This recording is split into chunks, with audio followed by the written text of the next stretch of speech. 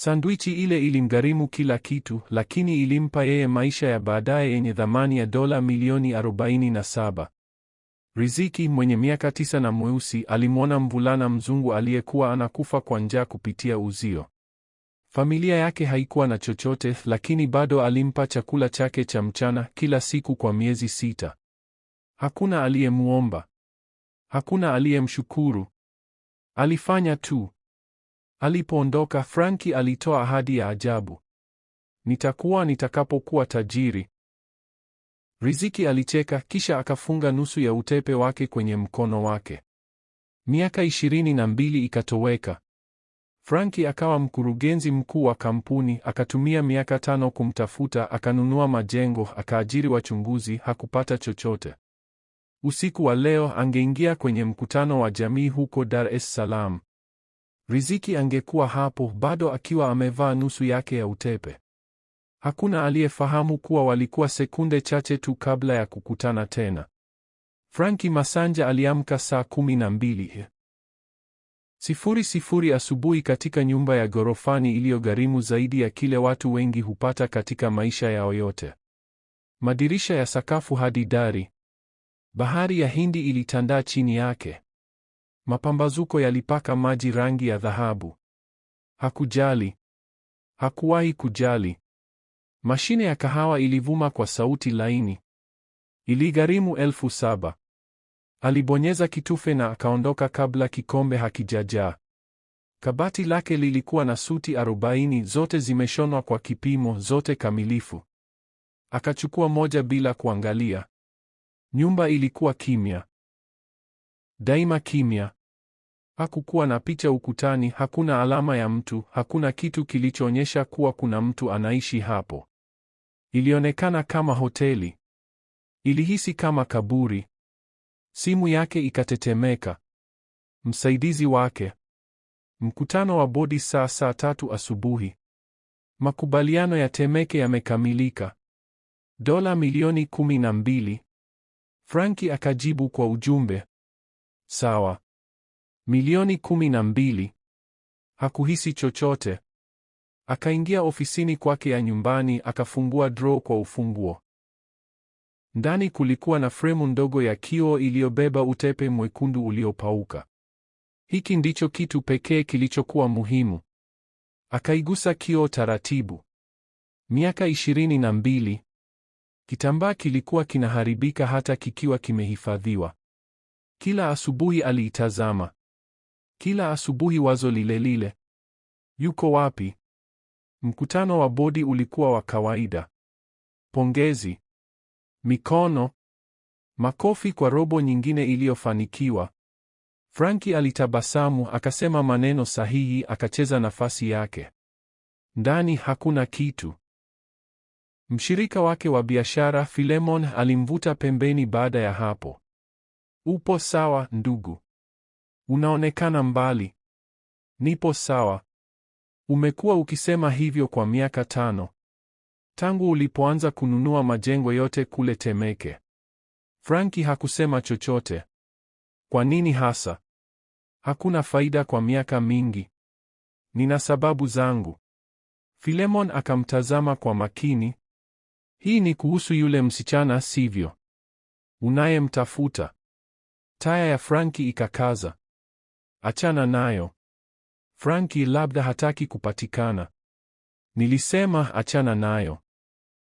Philemon akainua mikono. Sawa. Ila usiruhusu hili likume. Imechelewa. Lilikuwa tayari limemla. Mchana huo Frankie alikaa peke yake ofisini, akafungua faili kwenye kompyuta yake. Miaka 5. Wachunguzi binafsi 3. Mamia ya maelfu ya dola zilizotumika. Hakuna. Ripoti ya mwisho. Tumechokaza dalili zote. Jina Riziki Rozi ni la kawaida sana. Familia iliondoka bila kuacha anwani ya ufuatiliaji baada ya mwaka 2008. Akafungua ramani ya Dar es Salaam. Alama nyekundu 12 zilionyesha mali zake. Zote ndani ya umbali wa kilomita chache kutoka shule ya msingi Uhuru. Kama Riziki bado alikuwa Dar es Salaam, angekuwa kwenye maeneo hayo akiwasaidia watu. Hivyo ndivyo alivyokuwa. Kwa hiyo alinunua mali, akazijenga upya, akaweka sababu za yeye kuwepo hapo mara kwa mara, akitumaini, akisubiri. Simu yake ikatetemeka. Kikumbusho: mkutano wa jamii usiku wa leo saa 1 jioni. Kituo cha jamii cha Temeke. Kwa kawaida Franki aliwatuma wawakilishi kwenye mikutano hiyo, lakini kitu fulani kilimfanya aandike, nitahudhuria mwenyewe. Hakujua kwa nini, ni hisia tu. Kumbukumbu zilimjia bila kuitwa. Daima zilikuja. Miaka 22 iliyopita alikuwa na miaka 10. Majira ya baridi, Dar es Salaam. Wiki 2 mitaani baada ya mama yake kufariki. Malezi ya kupewa familia yalijaribu mara moja. Familia moja ilisema alikuwa mgumu sana. Ukweli ni kwamba alikuwa ameumia moyoni, anaomboleza. Wakamrudisha. Akapotea kwenye mianya ya mfumo. Wiki 2 za kulala vibarazani, kuchakura taka, kuiba alipoweza. Kufikia siku ya 14 hakuweza kutembea sawa, akizunguka kwa njaa. Akaenda shule ya msingi Uhuru, akakaa nje ya uzio wakati wa mapumziko ya chakula cha mchana, akatazama watoto wakila, wakicheka, wakicheza. Mwalimu alimwona. Unatakiwa uondoke. Unawatisha wanafunzi. Franki akajaribu kusimama. Miguu yake ikalegea. Mwalimu akaondoka. Ndipo alipomwona msichana mweusi mwenye nywele zilizosokotwa, labda miaka 9, akiwa upande wa pili wa uzio akimtazama. Macho yao yakakutana. Hakumwogopa. Alionekana kusikitika. Riziki Rozi aliishi umbali wa vitalu 3 kutoka shule hiyo, kwenye nyumba za gharama nafuu zenye rangi iliyopauka na hita zilizoharibika. Bibi yake ndiye aliyemlea. Wazazi wake walifanya kazi 3 kati yao, walipata kodi kwa tabu. Kifungua kinywa kilikuwa uji. Chakula cha mchana kilitolewa shuleni. Chakula cha jioni kilikuwa wali na maharage.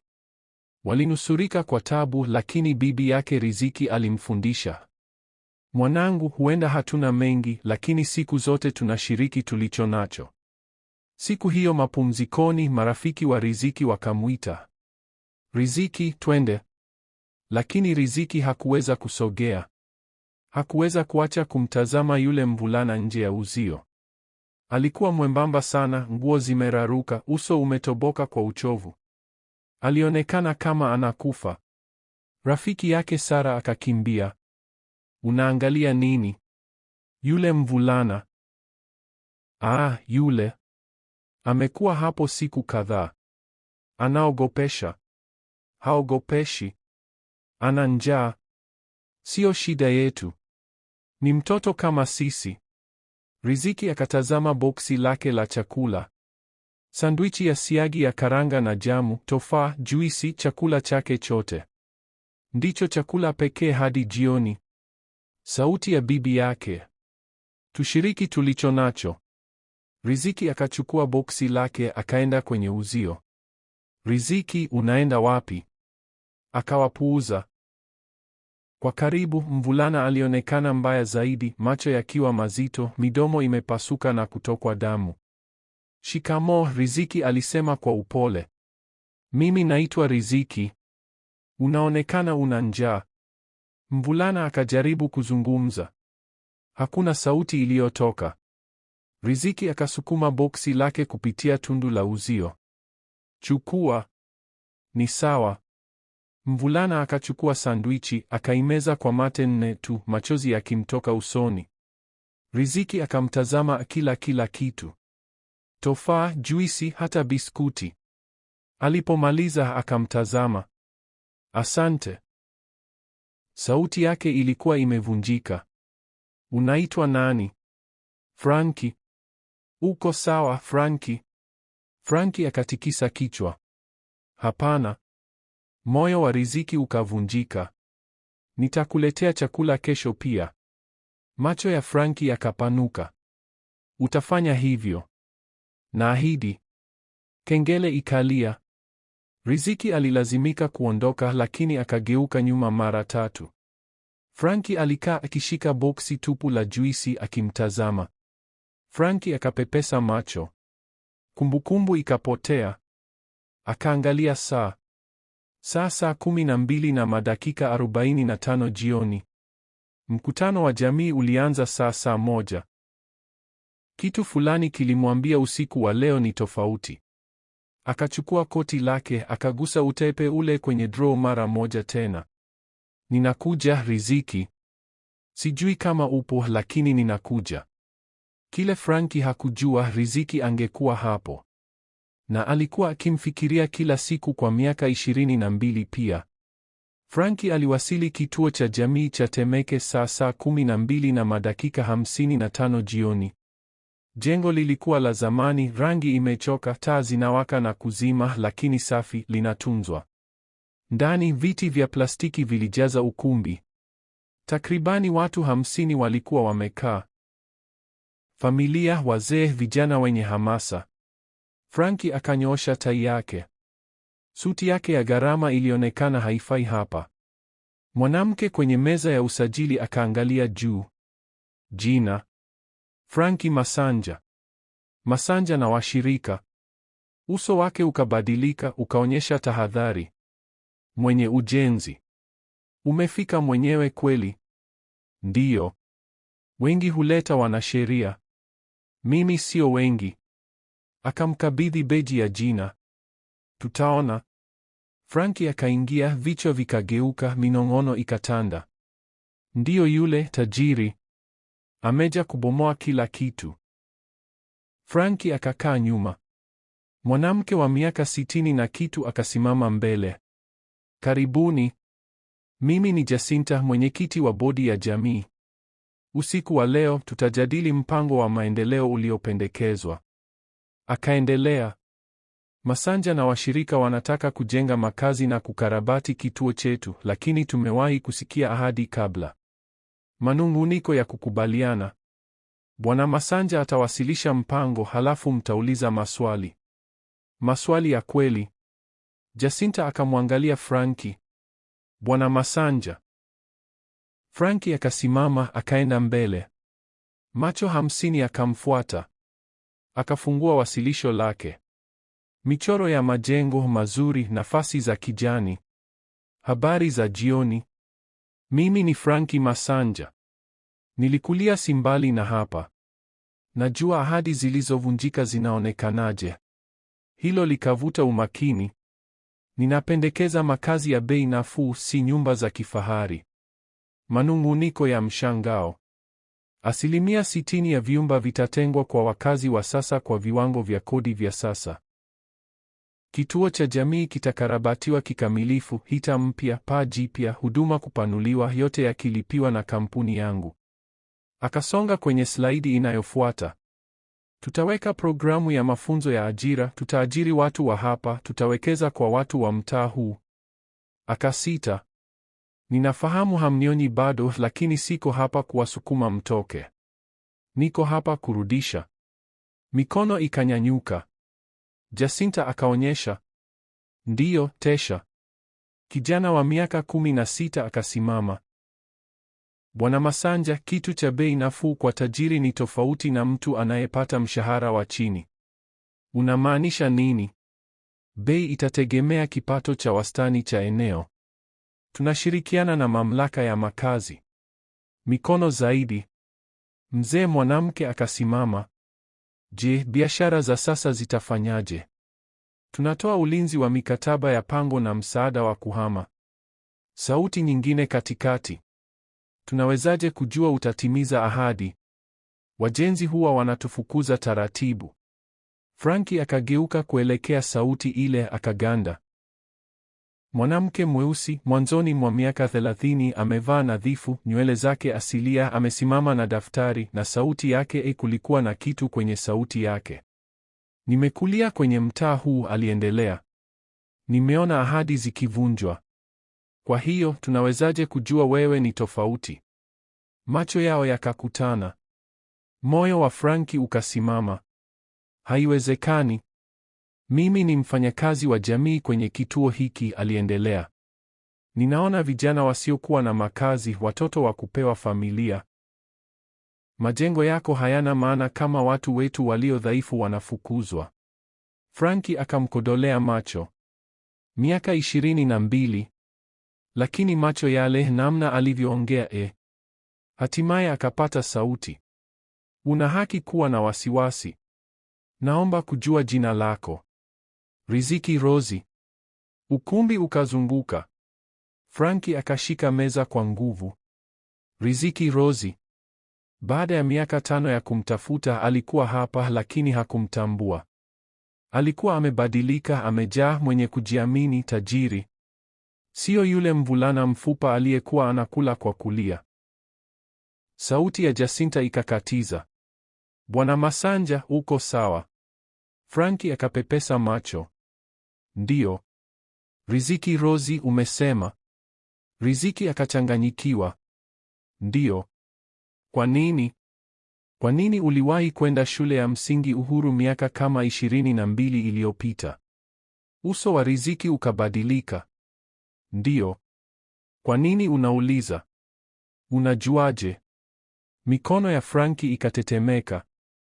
Sio mbele ya watu 50, lakini hakuweza kujizuia. Unakumbuka kumlisha mvulana kupitia uzio? Mvulana mzungu, miaka 10, kila siku kwa miezi 6. Riziki akasimama kama jiwe. Daftari lake likateleza. Ukumbi ukapotea. Franki alinong'ona. Mkono wake ukagusa kidani shingoni. Franki akatikisa kichwa. Ndiyo. Macho ya Riziki yakajaa machozi. Franki Masanja. Ni mimi. Nimerudi. Ukumbi ukalipuka kwa makelele. Watu wakiongea kwa kuchanganyikiwa. Lakini Franki alimwona Riziki tu. Miaka 22 ikaporomoka. Uko hai? Riziki akapumua.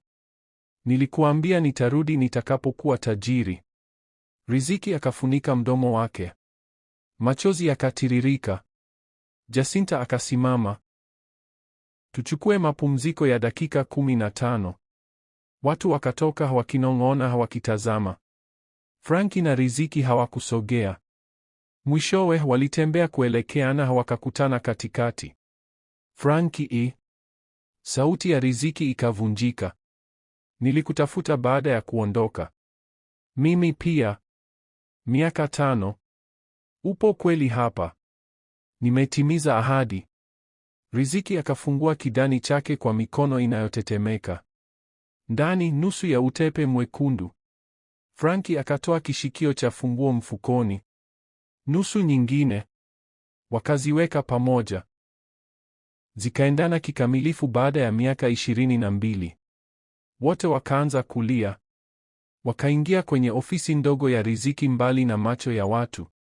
Mlango ukafungwa. Franki hakuweza kuacha kumtazama. Riziki hakuweza kuacha kulia. Siwezi kuamini ni wewe, alisema.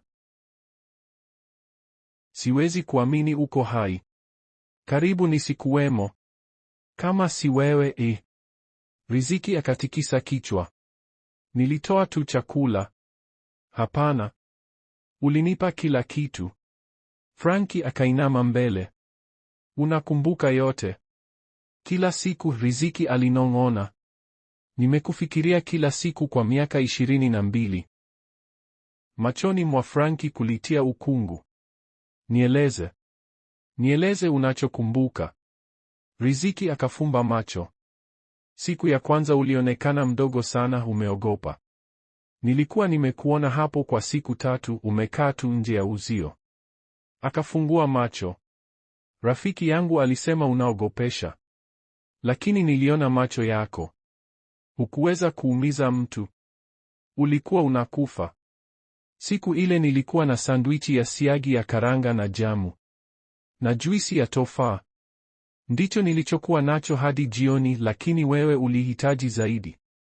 Franki akameza mate. Uliila kwa mate 4. Najua. Nilikuona ukilia kwa sababu mtu alikuwa amekuona hatimaye. Koo la Franki likakaza. Ulikuja kesho. Niliahidi. Riziki akasimama akaenda dirishani.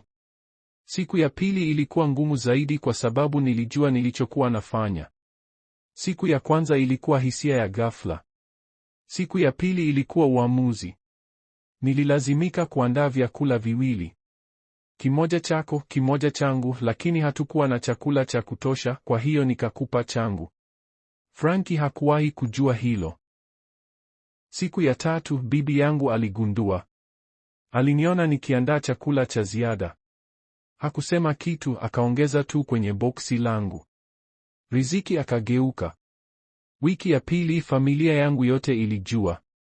Walifanya kazi zaidi, wakapika zaidi ili niendelee kukulisha. Familia yako pia ilikuwa maskini. Tulikuwa, lakini wewe ulikuwa maskini zaidi na ulikuwa peke yako. Unakumbuka mazungumzo yetu? Riziki akauliza. Franki akatabasamu kupitia machozi. Kila neno. Ulinieleza siku yako, ulivyojifunza, kitabu ulichokuwa unasoma. Ulikuwa mwerevu sana. Uliuliza maswali mazuri. Nilijua una kitu cha pekee. Sikujihisi wa pekee. Najua.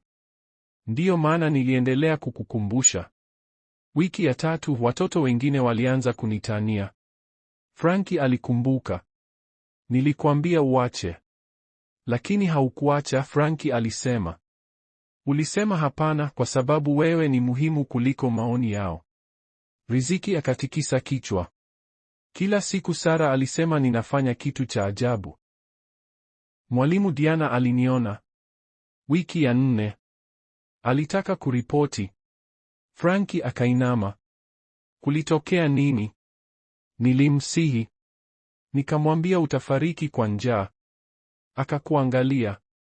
Alikuangalia kweli. Halafu akasema hakukuona chochote. Alikusaidia. Alianza kuleta vitafunwa vya ziada. Aliviacha mahali pasiri. Kifua cha Franki kikauma. Watu walikuwa wema zaidi kuliko nilivyodhani. Sauti ya Riziki ikashuka. Kisha baridi ikaja. Franki akafumba macho. Baridi. Desemba. Joto lilishuka sana. Ulikuwa nje ukiwa na koti jepesi. Hukuvaa kofia, hukuvaa glovu.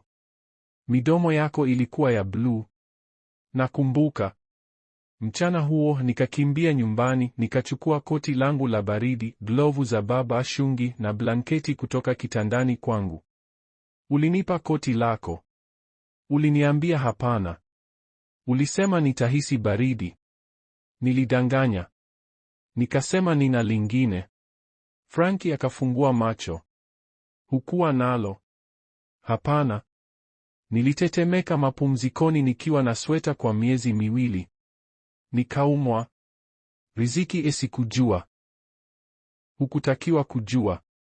Ukimya ukakaa. Kisha ukaumwa sana, Riziki alisema. Wiki ya 5 ya baridi. Homa. Kikohozi cha kuangusha.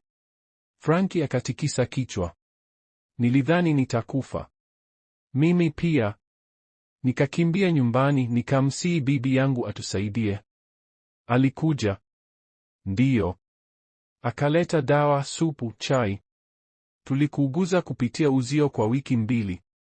Franki alikumbuka supu ya joto na maneno ya upole. Bibi yako aliokoa maisha yangu. Sisi wote tulifanya. Hiyo dawa ilikuwa ghali. Tulihitaji kwa babu yangu. Lakini bibi yangu aliikupa wewe badala yake. Machozi ya Franki yakaanza kumtoka bila kuzuia. Sikuwahi kujua mlijitoa kiasi gani. Hatuikuona kama kujitoa. Tuliona kama kile tulichopaswa kufanya. Riziki akachukua mkono wake. Miezi 6, Franki. Siku 120. Hata nilipokuwa na njaa, hata nilipokuwa natetemeka. Kwa nini? Kwa nini ulifanya? Riziki akamtazama. Kwa sababu ulipaswa kuishi na kwa sababu hakuna mtu mwingine aliyekuwa anakusaidia. Ningekufa bila wewe. Najua. Wakakaa ndani ya ukweli huo. Riziki akatabasamu kwa huzuni ya joto. Siku ya mwisho ndiyo ilikuwa ngumu zaidi. Nililazimika kuondoka. Malezi yalipata sehemu ya kunipeleka. Diana aliniambia nina siku moja ya mwisho na wewe. Franki akabonyeza mkono wake. Ulibeba chakula kingi siku hiyo. Kila kitu nilichoweza kutoshea. Sandwichi, biskuti, matunda, crackers. Nilihitaji uwe na vya kutosha. Ulinipa utepe wako. Riziki akagusa kidani chake. Nusu yake. Utepe mwekundu kichwani kwangu. Ulikuwa kitu nilichopenda. Uliufunga kwenye mkono wangu. Nilitaka ukumbuke. Ujue kuna mtu anakujali. Franki akatoa kishikio cha funguo. Utepe bado upo, umepauka, umechakaa, lakini haujakatika. Sikuwahi kuondoa. Siku moja. Si kwa miaka 22. Kilio cha Riziki kikapasuka. Uliuhifadhi. Nilihifadhi kila kitu. Kila kumbukumbu, kila neno, kila sekunde. Mimi pia. Wakasimama, wakakumbatiana, wakashikana kama walivyotamani kwa miaka 22. Asante, Franki alinong'ona. Asante kwa kuniokoa. Asante kwa kuishi. Asante kwa kurudi. Wakajitenga, wote wakilia, wote wakicheka. Nilikupa ahadi siku ile, Franki alisema. Ulisema utakuwa tajiri na utanioa. Nilimaanisha. Riziki akacheka kupitia machozi. Tulikuwa watoto. Nilimaanisha bado. Macho yao yakashikamana.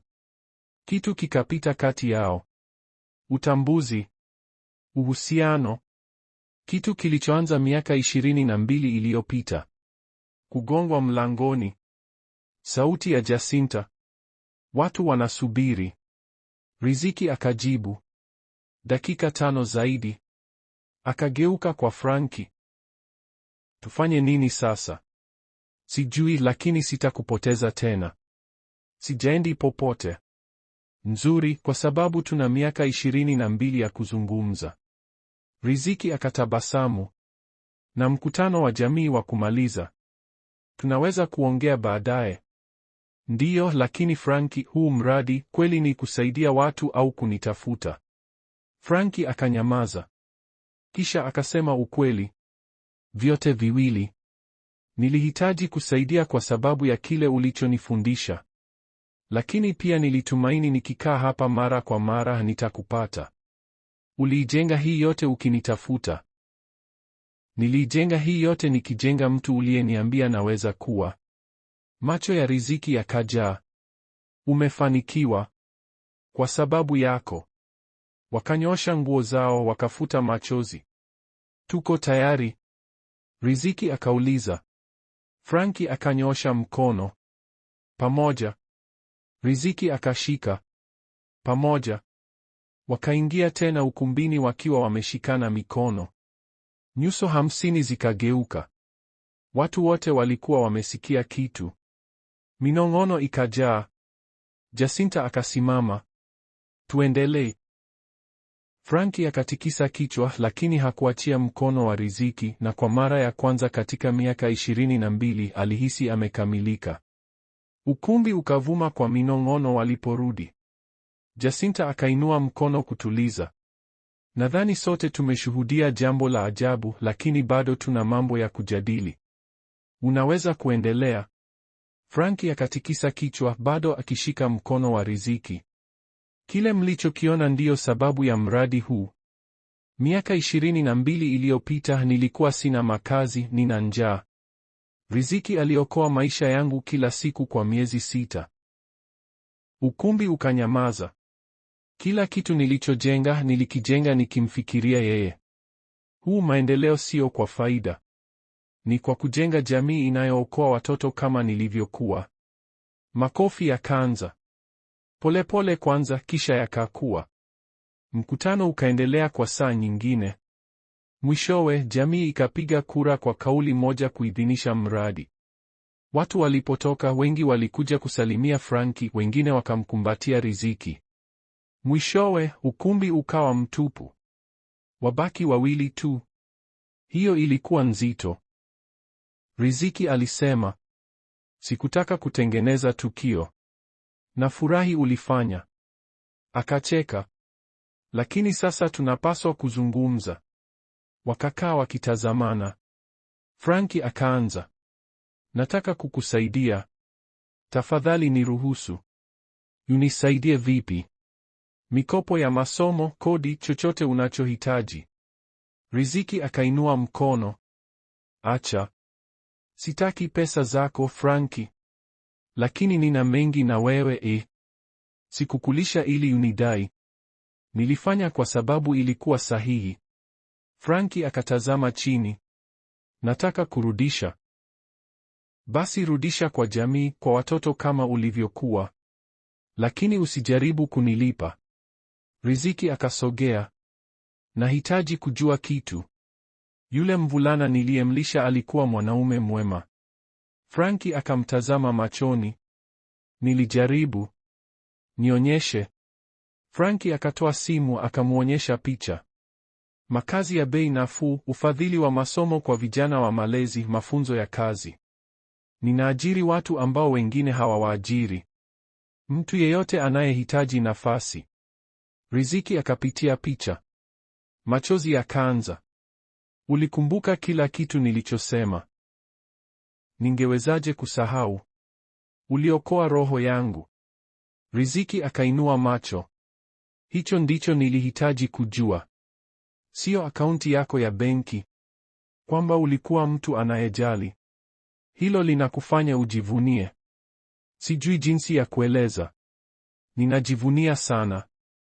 Ukimya ukatulia. Kisha Franki akasema kwa sauti ya chini. Nilikuambia nitakuwa nitakapokuwa tajiri. Riziki akacheka. Tulikuwa watoto. Najua, lakini nilimaanisha. Na bado ninamaanisha. Riziki akaacha kucheka. Franki, sikwambii unioe sasa hivi. Hilo ni la kichaa. Tumekutana tena tu. Lakini nipeleke chakula cha jioni. Niruhusu nikufahamu. Riziki akasita. Sijui kama hili ni wazo zuri. Kwa nini? Kwa sababu wewe ni tajiri na mimi ni mfanyakazi wa jamii ambaye kwa tabu analipa kodi. Sasa tuko kwenye dunia tofauti. Franki akashika mikono yake miwili. Wewe una kitu ambacho nimekuwa nikikitafuta. Wewe, hicho ndicho kila kitu. Macho ya Riziki yakajaa. Hili ni la kichaa. Nimesubiri miaka 22. Unaweza kunipa nafasi? Riziki akamtazama kwa makini. Akaona mvulana. Akakumbuka. Chakula kimoja cha jioni kama marafiki. Bila ahadi. Franki akatabasamu sana. Kama marafiki? Naweza. Na chochote kitakachotokea kati yetu, huu mradi unaendelea. Makubaliano. Ingawa niseme ukweli, tayari nakupenda. Riziki akavuta pumzi. Franki, nimekupenda tangu nilipokuwa na miaka 10. Tutaona kama utahisi hivyo baada ya kunifahamu kweli. Riziki akasimama. Napaswa kwenda. Ni usiku. Franki akasimama pia. Nikukumbushe nyumbani. Ninaweza kupanda daladala. Riziki akatikisa kichwa. Sawa, nipeleke tu. Wakaendesha kimya cha amani. Riziki akamwelekeza hadi kwenye jengo la kawaida la vyumba. Franki akasimama. Hapa ndipo. Ndiyo. Nyumbani kwangu. Akafungua mlango kisha akageuka. Asante Franki kwa kurudi, kwa kukumbuka. Asante kwa kunipa sababu. Riziki akatabasamu. Usiku mwema. Usiku mwema. Akaingia ndani, akageuka na kupepea mkono. Franki akatazama hadi alipokuwa salama. Kisha akaangalia utepe kwenye funguo. Nimempata. Sasa lazima nishinde moyo wake.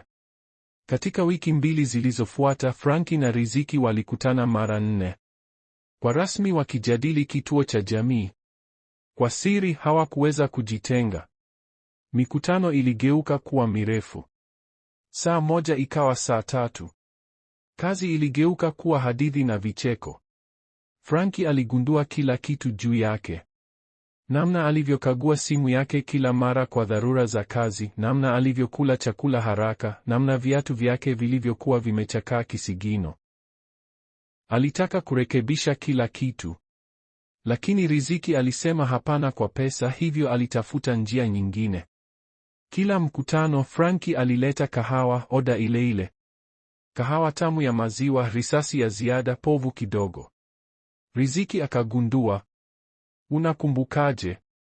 Uliniambia mara moja. Nakumbuka kila unachosema. Kitu kikabadilika machoni mwa Riziki. Frankie pia alianza kuleta sandwichi.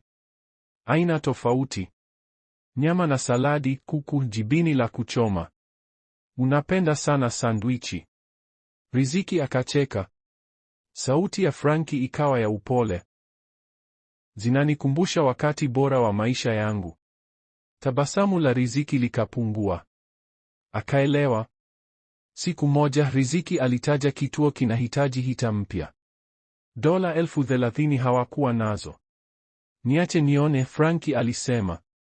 Siku 3 baadaye mfumo mpya uliwekwa. Riziki akamkabili. Umepiga kiasi gani? Nilimpata fundi aliyenidai fadhila. Umelipa mwenyewe. Je, inajalisha? Watoto wana joto sasa. Riziki akaacha. Lakini alikuwa akimchunguza. Mkutano wao wa 4, kijana akagonga. Tesha, miaka 16, nitatolewa kwenye malezi karibuni. Birozi wananiambia niondoke. Sina pa kwenda. Hasira ya Riziki ikaonekana. Ninajaribu lakini mfumo hushindwa kila mara. Frankie akatazama, akajiona ndani ya Tesha. Baada ya Tesha kuondoka, Riziki akaweka kichwa mikononi. Hili hutokea kila wiki. Siwezi kuwaokoa wote. Frankie akasema taratibu. Kama kungekuwa na programu kwa vijana wanaotoka malezi, hilo lingekuwa zuri. Lakini nani atalipia? Niache nipige simu chache. Wiki moja baadaye habari zikavuma. Mfadhili asiyejulikana alitoa $500,000 kwa mfuko wa masomo wa vijana wa malezi. Riziki akampigia Frankie. Ni wewe? Sijui unachoongea nini. Usidanganye. Ukimya. Kisha, je, inawasaidia watoto? Ndiyo. Basi inajalisha. Kifua cha Riziki kikabana. Alikuwa anaokoa watu kama alivyomfundisha. Wakati huo huo, Frankie alianza kuonekana kituoni. Sio kwa mikutano tu, alikuwa hapo. Nilikuwa karibu, angesema. Ofisi yake ilikuwa mbali. Mfanyakazi mwenzake wa Riziki akanong'ona. Yule mwanaume anakupenda. Sisi ni marafiki. Marafiki hawatazamani hivyo. Jioni moja wakitembea kuelekea gari lake, Riziki akatetemeka. Baridi ya Dar es Salaam wakati wa mvua ilikuwa imeingia. Frankie akamvika koti lake mabegani. Frankie, utahisi baridi. Nitakuwa sawa. Riziki akaganda. Maneno yale yale. Miaka 22 iliyopita yakiwa yamegeuzwa. Akamtazama. Alikumbuka kila kitu. Moyo wake ukapasuka. Kile Frankie hakujua, Riziki alikuwa anaanguka pia. Licha ya hofu yake, na hivi karibuni angemwonyesha kina cha hisia zake. Siku 3 baadaye, Frankie akampigia Riziki. Nataka kukupeleka chakula cha jioni. Sio kazi, ni sisi. Riziki akasita. Frankie, tafadhali. Ulikubali chakula kimoja kama marafiki. Sawa. Ijumaa saa 1 jioni. Ijumaa ikafika. Riziki alisimama mbele ya kabati lake kwa dakika 20. Magauni matatu, yote ya zamani. Akachagua jeusi. Bibi yake akaita. Mwanangu, unaenda wapi umevaa hivyo? Chakula cha jioni na rafiki. Ni yule mvulana uliyekuwa unamlisha. Riziki akatabasamu. Ndiyo, bibi. Yule mvulana anakupenda. Amekupenda miaka 22. Franki akafika saa 1 kamili. Suti, maua rahisi mkononi. Ulikumbuka, Riziki alisema. Uliniambia unapenda vitu rahisi. Wakaenda kwenye mgahawa wa juu katikati ya jiji. Riziki hakuwahi kuwa mahali pazuri hivyo. Mhudumu mkuu akamsalimu Franki kwa jina. Bwana Masanja, meza yenu iko tayari. Kona ya faraga, mishumaa, kitambaa cheupe, mwonekano wa jiji. Riziki akajihisi hafai. Franki, hii ni nyingi sana. Tafadhali, niruhusu nikupatie jioni moja nzuri. Riziki akatuliza moyo. Chakula kilikuwa kizuri. Mazungumzo yakatiririka. Wakazungumza vitabu, filamu, ndoto, hofu. Riziki akafunguka kuhusu mahusiano. Haifanikiwi. Wanaume ama wanaogopa au wanataka kunirekebisha. Sitaki kukurekebisha. Haujavunjika. Asante. Baada ya chakula, Franki akauliza, naweza kukuonyesha kitu? Nini? Mshangao. Niamini. Riziki akatikisa kichwa. Wakaenda Coco Beach usiku, karibu tupu. Taa ziliangaza. Franki akampeleka kwenye benchi fulani. Nahitaji kukuambia kitu. Wakakaa. Franki akatoa simu akaonyesha picha. Kijana mwenye miaka 18, wazi hana makazi, amekaa kwenye benchi hilo hilo. Riziki akatazama kwa karibu. Huyo ni wewe? Ndiyo. Baada ya kutoka kwenye malezi sikuwa na chochote. Niliishi kwenye gari miezi 6. Mkono wa Riziki ukafunika mdomo.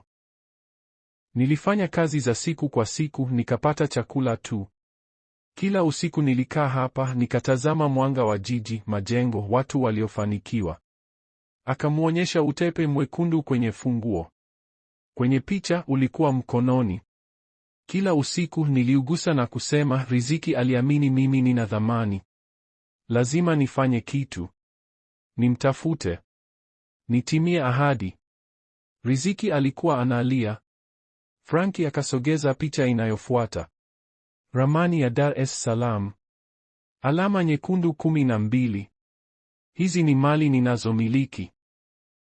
Zote ndani ya umbali wa kilomita chache kutoka shule ya msingi Uhuru. Riziki akashikwa na mshangao. Zote. Zote. Kwa sababu nilijua kama bado upo, ungekuwa kwenye eneo hilo ukisaidia watu. Hivyo ndivyo ulivyo. Umenitafuta muda wote. Miaka 5 kwa nguvu, miaka 22 bila kusahau. Franki akatoa michoro ya ujenzi. Haya ni mipango ya kituo kipya. Tazama kibao cha heshima. Riziki akasoma kwa machozi. Kituo cha Riziki Rozi cha huduma za vijana kwa heshima ya msichana aliyenifundisha kuwa wema unaweza kubadili maisha. Hakuweza kuzungumza. Nilitaka kukushangaza siku ya ufunguzi, lakini nataka uelewe jambo. Kila nilichojenga, kila pesa, kila uamuzi, nilifanya nikijiuliza, je, Riziki atajivunia? Je, hii itaheshimu kile alichonifundisha? Riziki alitetemeka. Hukunipa chakula tu, Riziki. Uliniona. Wakati watu wengine waligeuka, wewe uliniona. Ulinifanya nihisi nina maana. Sauti ya Franki ikavunjika. Unajua hiyo inamfanyaje mtoto anayehisi hafai? Franki, nilitoa tu chakula. Hapana. Ulinipa kila kitu cha maana. Alisogea karibu. Nilisema nitakuwa nitakapokuwa tajiri. Lakini sitaki kukua kwa sababu nina deni. Pumzi ya Riziki ikasimama. Nataka kukua kwa sababu katika wiki hizi nimekupenda tena. Msichana aliyenilisha amekuwa mwanamke wa ajabu zaidi niliyewahi kujua. Bado anaokoa watu, bado anajitoa, bado anachagua wema. Sijui niseme nini. Najua ni haraka. Tumekutana tena tu. Lakini nimekupenda miaka 22. Sitaki kupoteza siku nyingine. Riziki alilia na kucheka. Hili ni la kichaa. Kama ni zito sana niambie. Nitasubiri muda wowote. Riziki akamtazama, akaona mvulana aliyemwokoa ndani ya mwanaume aliyekaa mbele yake. Sijui kama nakupenda bado, alisema kwa ukweli. Lakini nataka kujua. Uso wa Franki ukang'aa. Ndiyo. Ndiyo. Wakasogea, vipaji vya nyuso vikagusana, machozi yakichanganyika. Nitakutunza maisha yangu yote, Franki alinong'ona. Tayari umenitunza. Wakabusiana. Kwa upole, kwa maana. Miaka 22 ndani ya busu moja. Walipoachana wote walikuwa wanatabasamu kupitia machozi. Simu ya Riziki ikalia. Akaipuuza. Ikalia tena. Akaangalia. Dharura ya kazi. Franki akasimama haraka. Nikukimbize. Wakaenda kumsaidia msichana kijana aliyekuwa kwenye shida. Wakampatia makazi. Wakamhakikisha yuko salama. Wakifanya kazi pamoja, Franki alimwona Riziki kazini. Huruma yake, nguvu yake, kujitoa kwake. Akampenda zaidi. Saa 6 usiku walifika nyumbani kwa Riziki. Akiwa mlangoni, Riziki akageuka. Asante kwa usiku huu. Asante kwa kunipa nafasi. Na ile programu ya vijana wanaotoka malezi ulikuwa serious sana. Nataka nikusaidie kuijenga. Nilikuwa natumaini utasema hivyo. Walisimama karibu, hakuna aliyetaka usiku uishe. Napaswa kuingia, Riziki alisema kwa upole. Najua. Hakuna aliyetembea. Mwisho Franki akarudi nyuma. Usiku mwema, Riziki. Usiku mwema. Akasubiri hadi taa yake iwake. Kisha akaangalia utepe. Anaanguka pia. Juu, Riziki akajiegemeza mlangoni, mkono juu ya moyo. Ninaanguka, alinong'ona. Ninaanguka kwake kweli. Kwa mara ya kwanza katika miaka 22, ile ahadi ilionekana inawezekana. Asubuhi iliyofuata, Franki aliwapigia wanasheria wake. Nahitaji kuanzisha taasisi mara moja. Taasisi ya aina gani, Bwana Masanja? Kwa vijana wanaotoka kwenye malezi ya kupewa familia. Msaada kamili, makazi, elimu, mafunzo ya kazi, huduma za afya ya akili, kila kitu. Bajeti milioni 10 ya kuanzia na itaongezwa kila mwaka. Wiki 2 baadaye, Franki alimualika Riziki kwenye ofisi yake kubwa katikati ya Dar es Salaam. Riziki aliingia akiwa amezidiwa na kila kitu. Madirisha ya sakafu hadi dari, samani za kisasa, mafanikio kila upande. Hapa ndio unafanya kazi? Riziki akauliza. Franki akatabasamu. Mara nyingi, lakini ningependa zaidi kuwa kituoni na wewe. Kwa nini niko hapa? Nina kitu nataka kukuonyesha. Kaa. Riziki akakaa. Franki akaweka wasilisho kwenye skrini kubwa. Mpango wa utepe mwekundu. Macho ya Riziki yakapanuka aliposoma jina hilo. Franki akaendelea kubonyeza slaidi. Mpango kamili kwa vijana wanaotoka kwenye malezi, umri wa miaka 16 hadi 25. Akaeleza huduma zote. Makazi ya mpito kwenye majengo yake, mfuko wa masomo kwa elimu, mafunzo ya kazi, ushauri wa afya ya akili, mafunzo ya maisha ya kila siku, msaada wa kisheria. Bajeti ya mwaka wa kwanza milioni 10. Lengo kuwahudumia vijana 100. Ndani ya miaka 3 kufika vijana 500. Riziki hakuweza kuongea. Nimeshirikiana na kampuni 12 za Dar es Salaam, Franki aliendelea. Watatoa nafasi za kazi, mafunzo kazini na uangalizi wa maendeleo. Akaenda kwenye slaidi inayofuata. Lakini mpango huu unahitaji kiongozi. Mtu anayewaelewa hawa vijana, mtu aliyepata imani yao. Moyo wa Riziki ukapiga haraka. Mtu kama wewe.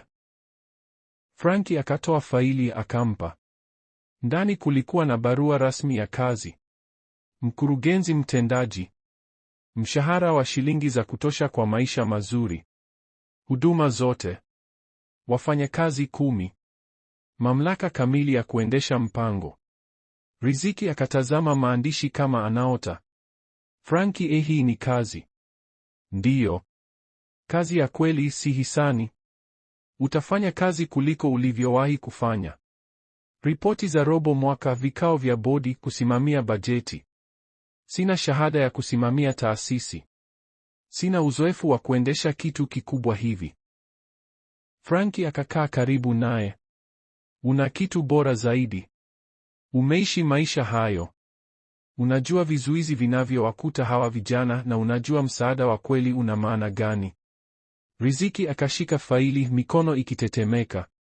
Na Riziki, Frankie alisema taratibu, hii ni tofauti na sisi wawili. Lolote litakalotokea kati yetu binafsi, huu mpango unasimama. Utakuwa na mkataba, ulinzi wa kisheria. Hili halifungamani na uhusiano wetu. Riziki akavuta pumzi ndefu. Hicho ndicho alichokuwa akiogopa. Nataka uichukue kazi hii kwa sababu ni sahihi kwako na kwa hawa vijana, si kwa sababu unahisi unadaiwa.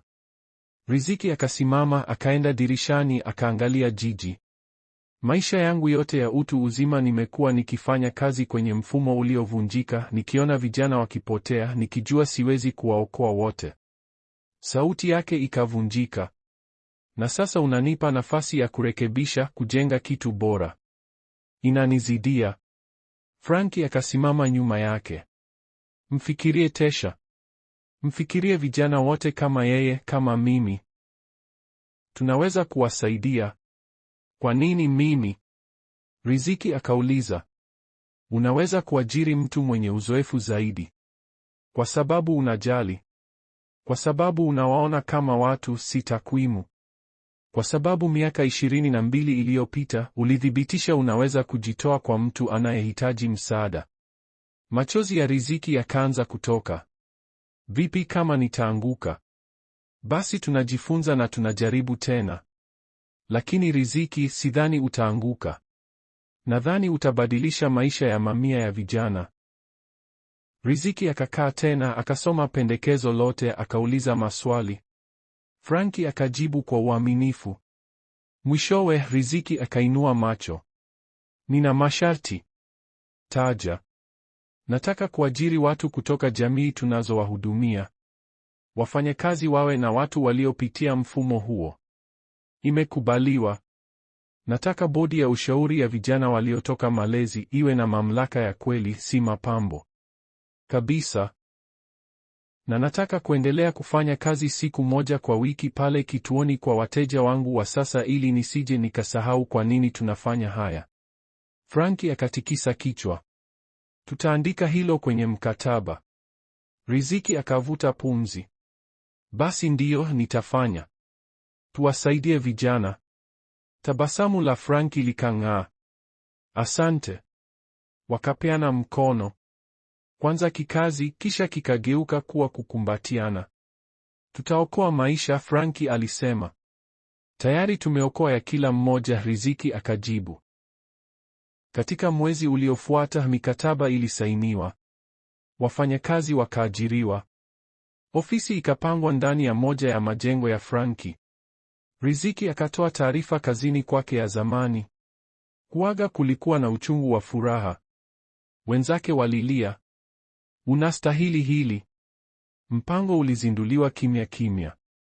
Hakukuwa na vyombo vya habari, kulikuwa na kazi tu. Riziki alihoji kundi la kwanza, vijana 25, umri wa miaka 16 hadi 21, wote wakiwa karibu kuondoka malezi. Akamwona Tesha tena. Umepokelewa, Tesha. Tutakusaidia. Tesha akalia. Kwa nini? Kwa nini mimi? Riziki akatabasamu. Kwa sababu mtu alinisaidia mimi zamani. Sasa ni zamu yangu.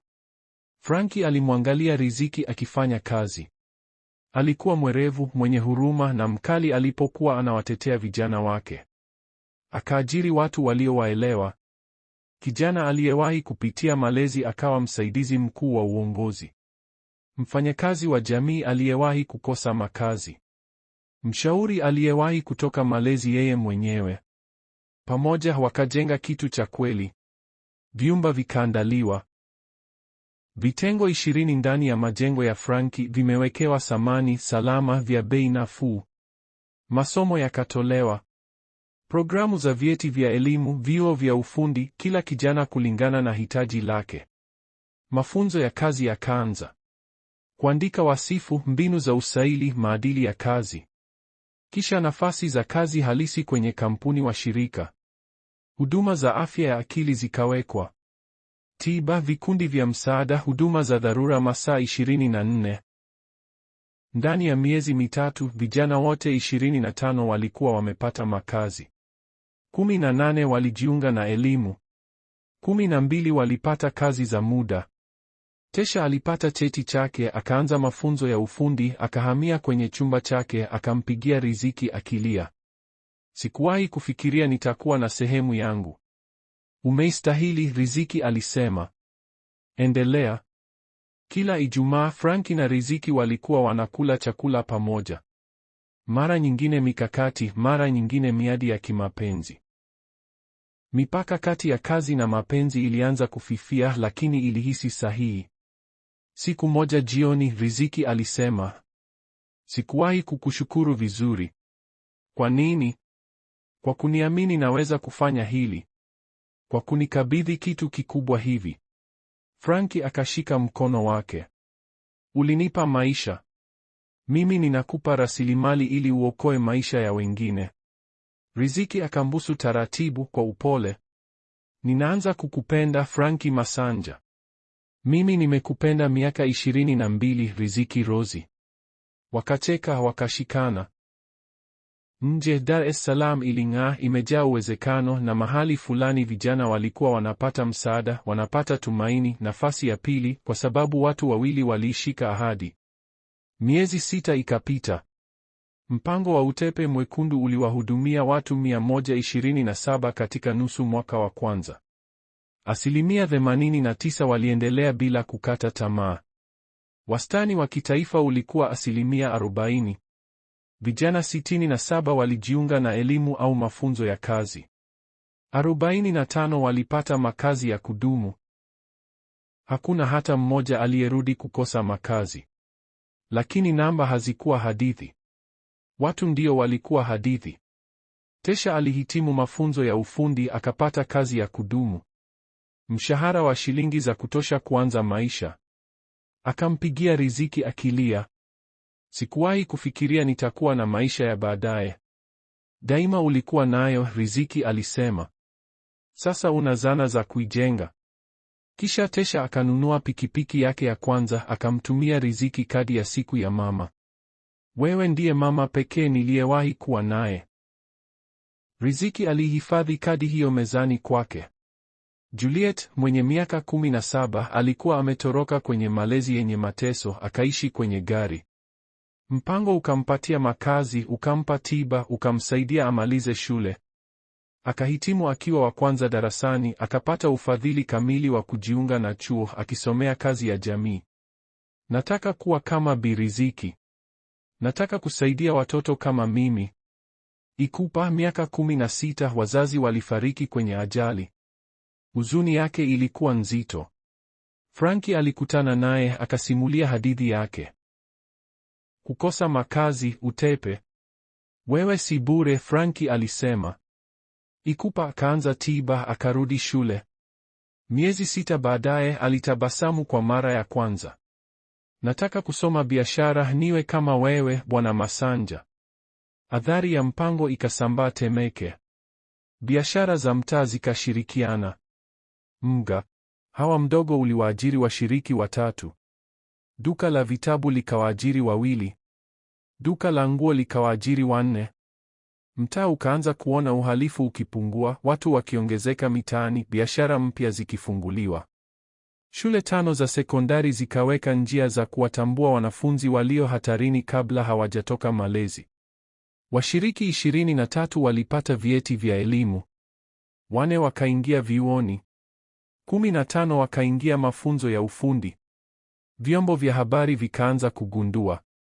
Kituo cha televisheni kikaripoti. Ahadi iliyobadili jamii. Mwandishi akamuuliza Riziki na Franki, ninyi wawili ni timu ya ajabu. Ni kazi tu? Wakabadilishana macho, wakatabasamu. Sisi ni washirika, Riziki alisema, kwa kila namna iliyo na maana. Habari zikasambaa. Hadithi ya mvulana aliyekosa makazi kuwa tajiri na mapenzi yaliyogeuka kuwa mapinduzi ya kuwasaidia vijana. Video zikatazamwa sana. Watu wakaanza kufunga utepe mwekundu kwenye mikono yao, wakiahidi kusaidia mtu mmoja mwenye uhitaji. Changamoto ikawa kubwa. Watu mashuhuri wakajiunga. Pesa zikakusanywa kusaidia vijana. Hata viongozi waliguswa. Sheria mpya zikaanza kuandaliwa kuongeza msaada wa vijana wanaotoka malezi. Franki na Riziki wakaitwa kutoa ushuhuda, wakasimama mbele ya kamati, wakasema ukweli wao. Na bado Riziki hakusahau alikoanzia. Kila Alhamisi alirudi kwenye kituo cha awali, akafanya kazi na wateja wake wa zamani. Franki alianza kuja naye mara nyingine, akizungumza na vijana, akiwasaidia. Usiku wa sherehe ya kumbukumbu ya miezi 6 ya mpango, watu 500 walijaza ukumbi mkubwa. Wafadhili, washirika, vyombo vya habari, viongozi wa jamii na washiriki wa mpango. Riziki alisimama nyuma ya pazia akiwa na wasiwasi. Franki akamkuta. Uko sawa? Nafikiria tumefika mbali kiasi gani? Riziki akashika mkono wake. Franki, leo nikikuona ukipanda jukwani, nataka ujue niko tayari. Tayari kwa nini? Riziki akatabasamu. Ulinipa ahadi miaka 22 iliyopita. Nafikiri muda umefika. Macho ya Franki yakapanuka. Riziki, nakupenda. Nimekupenda na nataka kuwa na wewe maisha yangu yote. Franki akamvuta karibu, akamkumbatia kwa nguvu. Unamaanisha? Namaanisha utakapouliza, jibu ni ndio. Franki akacheka na kulia, akambusu. Nimekuwa na pete kwa wiki 3. Leo ni siku sahihi. Wakaingia jukwani pamoja wakiwa wameshikana mikono. Franki akazungumza kuhusu mpango, mafanikio na mustakabali. Kisha akasimama, akamwangalia Riziki. Lakini hakuna hata hiki kingekuwepo bila mtu mmoja. Riziki Rozi aliokoa maisha yangu miaka 22 iliyopita. Watu wakapiga makofi. Franki akapiga goti moja chini. Ukumbi ukapumua kwa mshangao. Akatoa pete rahisi yenye jiwe jekundu lililoashiria utepe. Riziki Rozi, miaka 22 iliyopita nilikuahidi nitakuwa nitakapokuwa tajiri. Je, utanioa? Riziki alikuwa analia, anacheka. Ndiyo. Ndiyo, nitakuoa. Ukumbi ukalipuka. Watu wakasimama, wakapiga kelele, wakalia. Wakaibusiana. Baada ya miaka 22 ahadi ikatimia. Mwaka mmoja baadaye harusi ilikuwa ndogo. Wageni 100. Ilifanyika shule ya msingi Uhuru. Uzio ule ambako Riziki alimlisha Franki ulikuwa umehifadhiwa. Bango lilisomeka, hapa ndipo wema ulipoanza. Utepe mwekundu ulipamba kila kitu. Riziki alitembea kuelekea madhabahuni. Bibi yake alimshika mkono, wote wakilia. Franki alisimama mbele naye akilia. Wakaapa. Franki, Riziki, nilipokuwa na miaka 10 na nina njaa ulinilisha. Nilipokuwa nimepotea uliniona. Ulinipa sababu ya kuishi. Naahidi nitakuwepo kila siku, nitakupenda kabisa milele. Riziki, Franki, ulichukua sandwichi na kugeuza kuwa harakati. Ulichukua utepe na kugeuza kuwa urithi. Naahidi nitakuwa mshirika wako, nitakukumbusha kila siku kuwa ulikuwa na thamani daima, hata kabla hujawa tajiri. Wakaibusiana kama mume na mke. Sherehe ilifanyika katika kituo cha Riziki Rozi. Washiriki wa mpango walitoa burudani. Tesha alisimama kutoa toast. Kwa wanandoa waliotufundisha kuwa familia ni yule anayechagua kukupenda. Baada ya sherehe, Franki na Riziki wakatembea hadi kwenye uzio. Wakafunga utepe mwekundu mpya kwenye chuma. Kwa mtoto mwingine atakayehitaji tumaini, Franki alisema. Msichana mdogo akakaribia, miaka 8, mweusi, mwenye aibu. Samahani, naitwa Angela. Nina njaa. Franki na Riziki wakatazamana, mioyo yao ikavunjika na kupaa kwa wakati mmoja. Riziki akapiga magoti. Njoo nasi tukakupatie chakula. Wakampeleka ndani, wakamlisha, wakahakikisha yuko salama. Angela alikula taratibu. Kwa nini mnanisaidia? Riziki akagusa kidani chake. Kwa sababu mtu alimsaidia yeye zamani, akamnyoshea Franki. Franki akatoa utepe mwekundu, akaufunga kwenye mkono wa Angela. Shika huu. Kumbuka, kuna mtu anaamini ndani yako. Utakuwa sawa. Naahidi. Angela akashika utepe. Asante. Alipoondoka na mfanyakazi wa jamii, Riziki akajiegemeza kwa Franki. Mzunguko unaendelea milele. Wakatazama jengo, taa zikiwa zinawaka, watoto ndani wakicheka, wakipona. Mpango wa utepe mwekundu ulikuwa umewahudumia watu 100 nyingi katika miaka miwili na kuigwa kwenye miji mingi. Kila mshiriki alipata utepe. Franki na Riziki wakaingia ndani wakiwa wameshikana mikono. Nyuma yao, mamia ya utepe mwekundu ilipeperuka kwenye uzio, kila mmoja ukiwakilisha maisha yaliyoguswa, ahadi iliyotimizwa na wema unaoendelea. Maneno yakatokea mwishoni. Mpango wa utepe mwekundu umeweka watu walioathiriwa na mfumo kwenye makazi salama na elimu. Mfano huu umeigwa sehemu nyingi. Franki na Riziki Masanja wanaendelea kuongoza mpango pamoja. Wanatarajia mtoto wao wa kwanza, binti ambaye wanapanga kumwita Tumaini. Picha ya mwisho. Franki na Riziki wakitembea mbali na kituo, wakiwa wameshikana mikono. Kamera ikageuka hadi kwenye uzio. Mamia ya utepe mwekundu. Kila mmoja ni maisha yaliyobadilika. Kila mmoja ni ahadi iliyotimizwa. Kila mmoja ni ushahidi kuwa sandwichi iliyotolewa kwa wema inaweza kubadilisha dunia. Kama unatazama hii sasa na unapitia magumu, kama una njaa, huna makazi, uko peke yako, tafadhali usikate tamaa. Kuna mtu mahali anakutafuta. Riziki wako anakuja. Franki wako anakuja. Shikilia. Na kama unatazama hii na una kitu cha kutoa, hata kama ni kidogo, hata kama unadhani hakina maana, toa. Huwezi kujua ni maisha ya nani utayabadilisha. Sandwichi ilibadilisha maisha ya Franki. Utepe ulimpa tumaini. Ahadi ilimrudisha nyumbani. Wewe utatoa nini? Ahadi gani utatimiza? Riziki alimfundisha Franki kuwa wema sio biashara. Ni uwekezaji katika maisha ya baadaye usiyoyaona. Lakini maisha hayo ya baadaye ni ya kweli. Ni watu, ni miji, ni maisha yasiyohesabika yaliyoguswa. Yalianza na msichana mmoja, sandwichi moja na uamuzi mmoja wa kujali. Uamuzi wako una maana pia. Sambaza simulizi hili. Sambaza wema. Funga utepe mwekundu. Na kumbuka, upendo hutimiza ahadi zake. Asante kwa kutazama. Familia ya Riziki haikuwa na chochote, lakini kwa miezi 6 alimpa mlo wake pekee mvulana aliyekuwa anakufa kwa njaa kupitia uzio.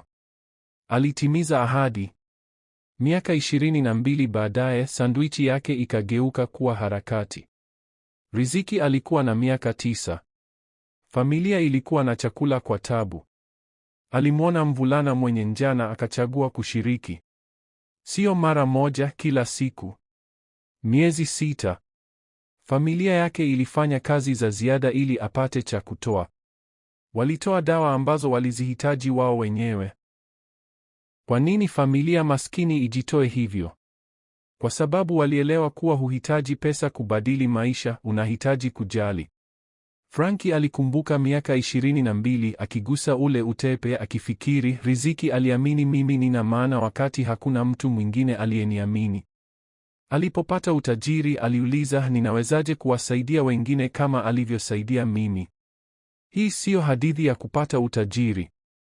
Ni hadithi ya kuwachukulia watu kama wana maana. Riziki hakujua Franki atakuwa tajiri. Alijua tu alikuwa na njaa na yeye alikuwa na sandwichi. Uamuzi huo ulianzisha mnyororo. Frankie akajenga mpango uliosaidia vijana wengi. Hao vijana wanasaidia wengine. Na hivyo ndivyo inavyoendelea. Watu wangapi leo wanajihisi hawaonekani? Mazungumzo moja, mlo mmoja, muda mmoja, kuwatazama kama binadamu, huweza kupanda mbegu. Huenda usione ikimea, lakini itamea. Sambaza kwa mtu anayehitaji tumaini. Subscribe kama unaamini matendo madogo yana maana. Andika kwenye comment mahali ambapo wema wa mtu usiyemjua uliwahi kubadili maisha yako. Siku ya harusi yao, mtoto mwingine mwenye njaa alionekana. Frankie na Riziki walimlisha. Mzunguko unaendelea. Utajiri haukupi nguvu. Wema ndio unaokupa nguvu. Una nini leo ambacho kinaweza kubadili kesho ya mtu? Anza sasa.